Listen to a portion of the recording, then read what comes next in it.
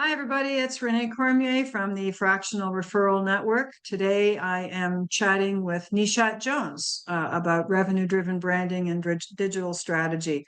Nishat is a seasoned CMO, Chief Marketing Officer and brand strategist with a track record for revitalizing organizations and building high-performing teams. She does a whole lot more than that, but we're just going to talk about some stuff because I don't think you need to hear me read off a sheet and ramble as I introduce her. So welcome, Nisha. Thank you for joining us on this call today, and thank you to John and Monica also who have joined. Nisha, tell me, what challenges are you facing scaling your business, and how do you think your brand or digital presence plays into those challenges? So in your own business, because we often think of brand strategy as something only big corporations really need. So how does that apply to fractionals?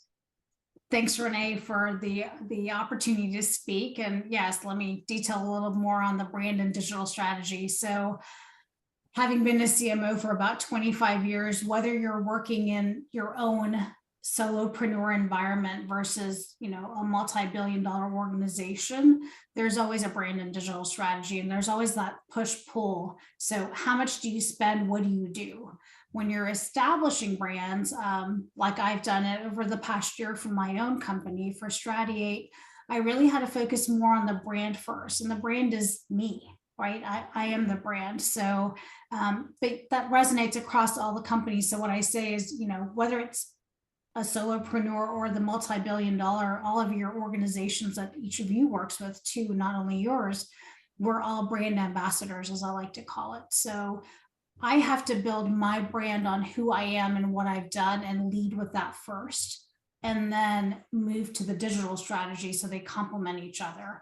Typically, when I've worked with organizations, it's been like 80% of the startups really focus hard on the brand and 20% on the digital. And then that slowly over time reverses. And you can see that with brands across the globe. The ones that have been the most profitable are the ones that have continued to invest in their brand. So that's something that I continue to do. As a solopreneur, it's really important that you know who I am and what I do, because I am the brand. Very good. So why is it important to have a balance between brand and digital strategies? You talked about that push-pull. Right. So they complement each other, right? So without promoting your own brand, it doesn't matter what the impact is, because as a chief marketing or growth officer, there are there's a lot of competition just in what I do. And so how do you differentiate yourself and provide that point of differentiation, honestly?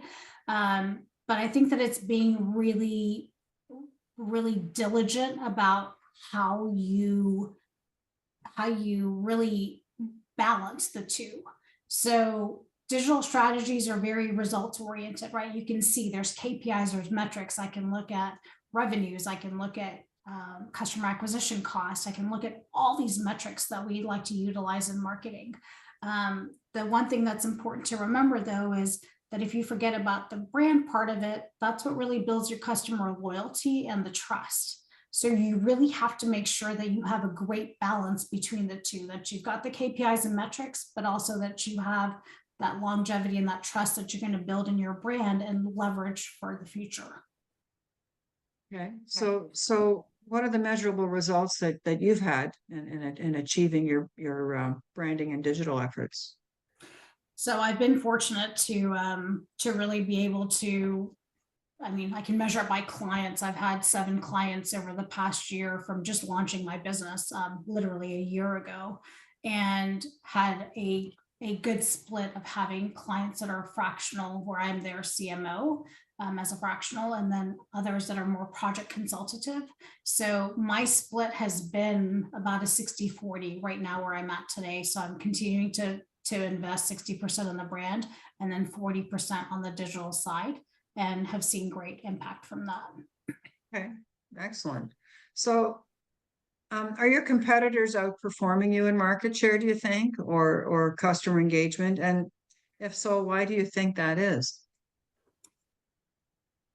So there's a lot of competition as chief marketing officers, where we are in a sea of a lot of CMOs, and I really think that you have to specify what you do to be successful. So, again, my focus is on brand and digital, which can extend to a lot more than just that.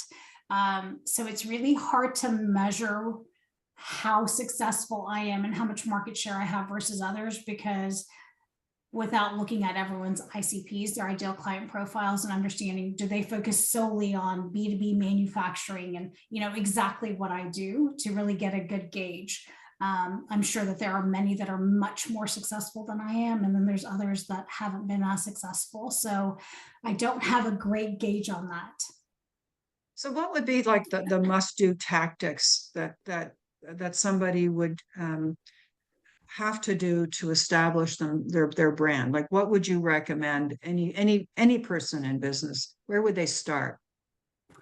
I think, first of all, you've really got to take a step back and look at your strategy. Like, what are you trying to do? So when I established my business, I had a goal. I had a revenue goal that I was trying to target, and then it was more of following the steps there on how to get there. So more of the tactical things, and some of those things would include having a digital presence. So having a website, right?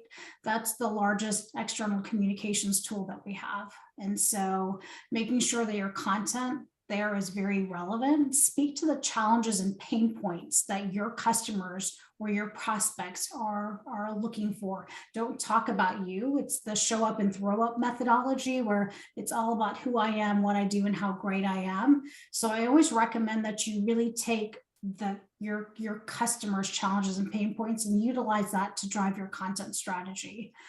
And then make sure that what you've done showcases in there, because there is a part of that where you really need to talk about who you are and what you've done, what experience you've had.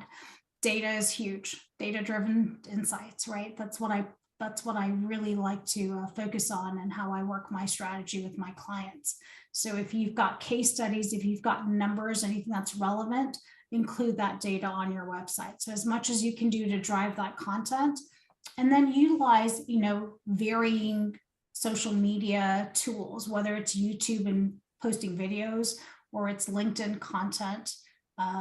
You've got Instagram, you've got Twitter, right? There's so many different platforms you can use, but pick the ones that are most relevant for you. And at B2B organization, typically I focus on LinkedIn, and then YouTube for a lot of the video posting.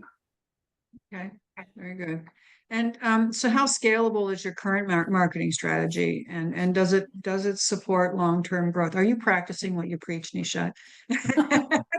Absolutely. I was fortunate. Like I said, all of my clients right now are peers or colleagues of mine that I've worked with over the past 25 years when I was in corporate America.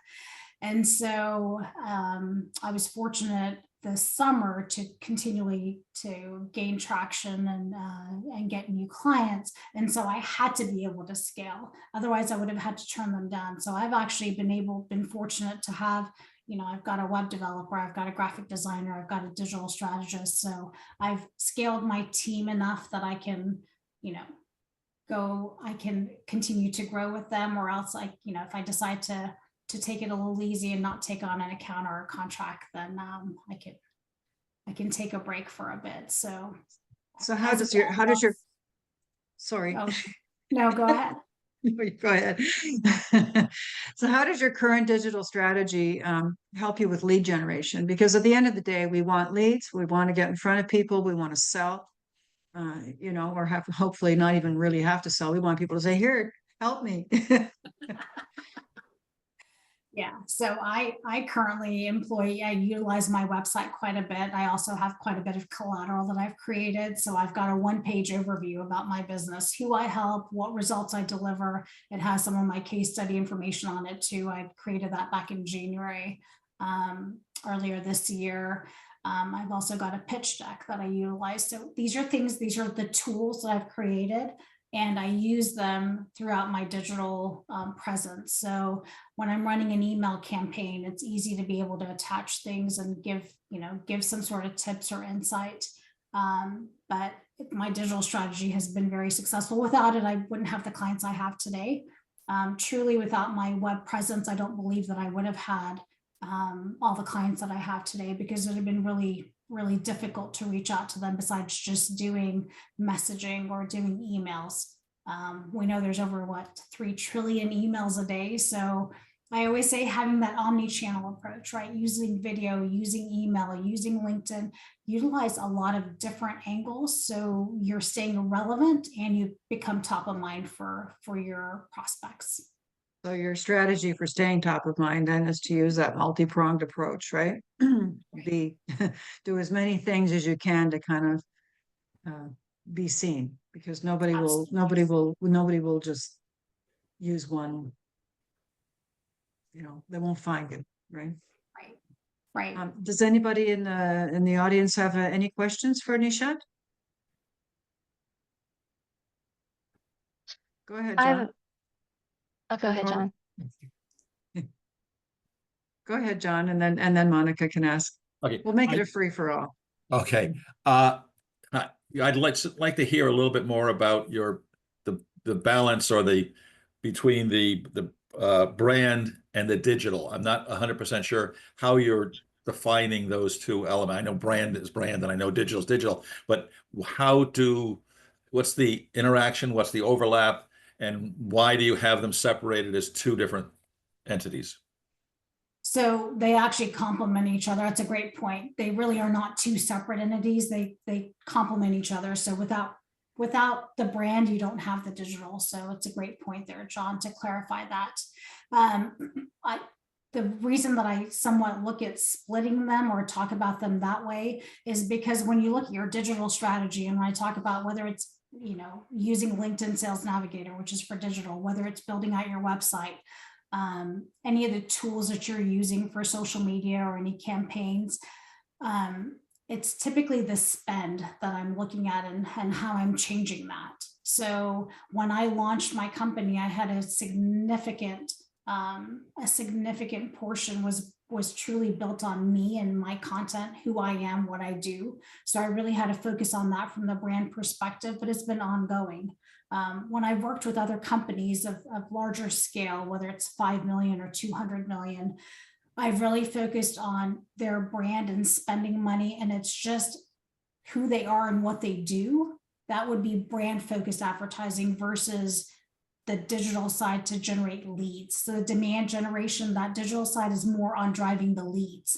So a lot of companies will come to me and say, oh, we need to focus on driving, generating leads. Well, who are you? What do you do? Are you just one of many companies in that same industry? So that's why I differentiate them, because they really have to focus on who they are, what they do, and get their name out there, and then try and drive that lead generation. Because what's the point of spending $500, much as $5,000 or $50,000 a month on some sort of ad campaign when people don't even know who you are and what you do? So that's why I differentiate them that way. Is that Okay, help explain it better? thank you. Okay. Go ahead, Monica. What was your question? Yeah, I do have a question. So, you had mentioned LinkedIn Sales Navigator, and I mean, this is your area, right? Brand marketing. So this is easier for you versus somebody coming in with a different lens, technology, sales, whatever someone else is doing on technology. So how do you know about these various tools out there? Because starting your own, being a solopreneur, you have to learn about, these new sides, right? And the sales marketing, this whole business development, this is a newer part for me. And there's so many tools out there. You don't want to spend, you really need to balance quality versus how much you spend, right? Because you're in the early stages with more money out than money coming in, right? So could you give some tips, like email campaign, LinkedIn Sales Navigator? What would you recommend as, here's some one-on-one tools to get you started? Yeah, absolutely. And part of that, Monica, is it's because it's what I've done my entire career. So I'm always trying to stay on top of all the tools and things that are available. I tend to rely on the things that I've used that have been very helpful for me. So, and I would love to just, we can have a 30-minute conversation, and I'd be more than happy to go through yours one by one. And, we can talk about your tech stack. But But to answer your question right now, like I've used HubSpot for my CRM. I'm a HubSpot partner. I have done integrations. I've worked with sales. I've done business development. So a lot of the tools that HubSpot that they provide, it's an all-in-one. I can use that for email. I can use it for social media. I can use it for all my ad campaigns. And once again, all the reporting, everything is in one portal. Now there's a ton of CRMs. I'm not saying it's the best. For me, it's been the best because I've used it for 14 years and I like it. For LinkedIn, using Sales Navigator, it is very cost effective. It's about $30 a month, if I remember correctly. Not in Canada. Actually, no, I take that back. They have increased their price. You're right. It's now an annual package, but you can get it for a little more cost effectively by doing the annual. But if you're going to start doing a messaging campaign, you need to utilize that. But more importantly, it's really going to help you pick your target audience, right? Make sure you know your ICP, your ideal client profile. Are you working with founders and CEOs? Are you working with, a CTO? Whoever your ideal client profile is, you can actually put that in. You can put in your industry, the revenue, the geography. So it gets very specific, and it's going to help you build out your lead list that you can then use to really target those folks when you're doing messaging campaigns. Yeah, I use LinkedIn Sales Navigator, and I use WeConnect. And actually, if you go to the classroom, you'll see a discount. You can use the WeConnect and get 10% off for a full year. There's a little code there to use if you want, and I can walk you around and show you how to do that. But LinkedIn automated messaging, if you're in a B2B situation, for me, that's been a tremendous game changer. Without that, it's really difficult because there are people who don't know about these automations and will do it manually, and it's really hard and it takes forever. And LinkedIn doesn't make things easy for people as it is for when it comes to marketing and sales and stuff. LinkedIn Sales Navigator is a very imperfect tool. It will bring up people you don't want to talk to, like, people who don't have employees and so on. But the automated messaging saves you so much time, and you can run sequences. And, there's a message like in the classroom, there's a whole workshop that was recorded, and it goes with a workbook that shows you how to run the LinkedIn messaging campaigns. You can schedule a 30-minute free strategy call with me, and I can walk you around a few things as well if you want help with that, Monica. Thank you. But there are, so many automations now available for people in business, and they are tremendously helpful, aren't they? They are. And I mean, just to bounce off of what Renee said, to add to that, I mean, Renee and I went through WeConnect, and I was a huge fan of it. We were just talking about before this call started that I'm implementing that in 25 because, you have to continually be able to message and be able to drive your pipeline. So it's a great tool, and it works well. It really helps you to narrow down your specific targets and work with them directly. So if I can help you in any way too, happy to do that. But Renee's got the insights on WeConnect. It's a great tool. Okay, thank you both very much. Well, whatever bot you use with LinkedIn, it doesn't matter. You always have to use it with Sales Navigator or a LinkedIn premium account because LinkedIn will restrict your account if you're not using their premium thing. It detects the bot, but they give you a pass if you're using Sales Navigator. So it doesn't matter what bot you're using. It doesn't matter what platform. Always have that. It's sort of it's a necessary, I call it a necessary evil. You have to have that with it. Something else, Monica, too. I've been in a lot of groups. I've been in a ton of groups with whether they're CMOs. Primarily, that's what I was in, and now I'm in just 3 fractional groups. I've asked, how do I do this? How do I do that? And I've changed a lot. Who I used to use for invoicing and now what I use for, it's ever changing. I finally am at a place as of 2 months ago where I'm happy with everything that I have. But if you want to throw a question and, what are you using for it? Like everything I use is pretty much free. I refuse to pay for things I don't have to, because again, to your point, it is expensive to start a business. Yes. There's a lot of capital layout, right? Yeah. And so you want to make sure that you're cognizant of that. And then the AI tools, there's a ton of great AI tools. I posted something on our network too. If there's things that you're looking for content or for PowerPoint presentations, whatever it may be, I'm happy to give you the ones that I use too. Because it's helpful. It really does help you with the amount of time that you cut down. I mean, I use ChatGPT every single day, but I do go back and personalize it. Just make sure you do that. Make sure you read your content right? I mean, I was just sending an email to a client this morning. I was like, I don't like how this is worded. I was like, keep my tone. I have all my prompts in there, but, condense this down a bit. And so, it's been a huge game changer. So if you can use some of those AI tools, I would highly recommend it. I'm also not, and John can speak to this better than I can, but when it comes to images, you have to be really careful there. The human touch, the personal, you have to be really careful there on what you're using. And but just be authentic, be yourself, and use AI. Let it help you. Use your meeting summaries, whatever tools you have, but be happy to share my entire tech stack with you and go through what you're using and give you any recommendations. I mean, I think we all post some of that stuff too in our groups. Sure. Yeah.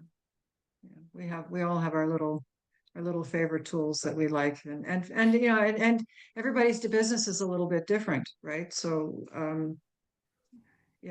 not everyone, will want the same things that everybody else has, but yeah, there are certainly certain things that I find are essential regardless. What are your favorite tools, John? As far as LinkedIn, As far as outreach or marketing, do you use any marketing tools to help you with your business? I use the HubSpot CRM. I use something called Engage AI .com for LinkedIn. I don't use a Sales Navigator at the moment. I was using it for years, and when I closed down the last business, I dropped out of it. And one point that I realized at that point was everything I was saving in Sales Navigator, when I stopped the subscription, poof, Yeah. and you can't get it back. Yeah. So I'm very wary of keeping all my data that way within Sales Navigator. So I'm using HubSpot, their free CRM, which is quite robust, easy to use. Yes. It's tied to a number of other programs that I use. But the thing I like about Engage AI is, well, it originally started off as a program to help you make comments, use AI to make comments. And I don't like it for that purpose very much, but they've evolved, and now they have a service where I can track people, and every time they have a post, I get daily announcements, or I can even go in whenever I want, and I can look at a dashboard and I can see when they posted, what they posted, and I can quickly make comments. So because that, from a LinkedIn point of view, staying relevant within the algorithm is really about the number of comments you make, the likes, not so much the likes, but the comments and the saves. And one trick that I've learned about recently is you can hit the save button and the ... go there and hit save. And from the point of view of the person who's doing the post, that helps them much more than a like, because it means in theory, you're serious about it. So that's kind of if you are running posts on LinkedIn yourself, ask people to save it, because that helps to boost the algorithm. That's interesting. Okay, very good. I never thought about that. Well, I didn't either. Yeah. I came across it. But in terms of imagery, I'm a big fan of DALL-E, but directly, and I use their API for creating images that are illustrative. Creating images of people, no, it's terrible. Yeah. But Illustrated is very good. I'm sure it will get better, but it's nothing compared to Midjourney. And Midjourney is quite good. Flex, which is an outgrowth of one of the original ones, Stable Diffusion, that's come on the market in the last 2 months and come on big time. Very, very good. It, generally speaking, handles text pretty good. Ideogram, it seems to handle it the best of any of them. Okay. Midjourney, the trick with Midjourney is to pay attention to what called the style references. And if you use style references, if you find one you like, and there's a number of sites that that you can go to and will demonstrate different style references, and you take that number and you plug it in, and you get incredibly consistent images based on that style. And that to me, it was a big game changer in going over to Midjourney, because the biggest problem people have with images is they mess around too much with trying to get the style they want, trying to get a consistency from image to image to image, and it's a huge waste of time. Okay. So Monica, any other questions? No, I was taking notes like mad, trying to capture some of that. Okay. Very good. Very good. You three all Nisha, have a anything? lot more expertise in this area than me. I'm definitely going to go back and reread that and schedule connects with Renee and Nishat since you two had offered that. Thank you very, very much. Good, good. Anything you want to add, Nishat, before we call it a day? No, I mean, I think it's just, it's, as you can tell, like that's my forte. This is my area of expertise, that I just really think that if you look at your brand and your digital strategy and complement it together, it really will help you stay top of mind. It helps you generate income because you are prospecting with those tools. So I think that just having a good balance there and understanding when to shift is really critical. But without brand, there's no digital, and without the strategy, there's nothing. So, make sure that you're looking at that, starting at the top and then working your way down to the tactical. So just one last question then. So as you're trying to figure out your brand, what your brand should be, are there questions that you should ask yourself to kind of figure out, how you want to present yourself to the world? Yeah, absolutely. When I go through a brand architecture exercise with clients, I like to ask them about, what are the very basics? What are the colors you like? What are the fonts you like and you don't like? What are the imagery? But when I think about your brand and your product, what are some of the things that people say? So I always like to ask not only myself, but I like to ask employees, and then I like to ask their customers and their competitors about that. So when you're trying to put your brand story together and developing that, what are some of those keywords, some of those phrases that are really relevant to you, right? When I think about my brand, I've got financial acumen, I've got the strategic approach, I've built high performing teams. So make sure all of that resonates within your content. So those are a lot of the questions I like to ask and then take and put together into a cohesive brand architecture deck. And then that is what I use for all the messaging to make sure it stays consistent throughout the buyer's journey. Okay. I'm just taking some notes here. There we go. Thank you. All right. I think this is a sort of a short and sweet call, but you've been very thorough, Nishat, and I really appreciate your joining us and agreeing to do this call. And I appreciate the guests, Monica and John, who have decided to join us. And I apologize to Kevin, who I think I may have accidentally removed from the meeting. So Kevin, if you're watching this, forgive me. It was not intentional. Anyway, have a wonderful day, everybody. Thank you so much. Thank you. Thank Bye. you. Okay, Bye. bye-bye. Take it a bit, Nisha. Thank you. Bye.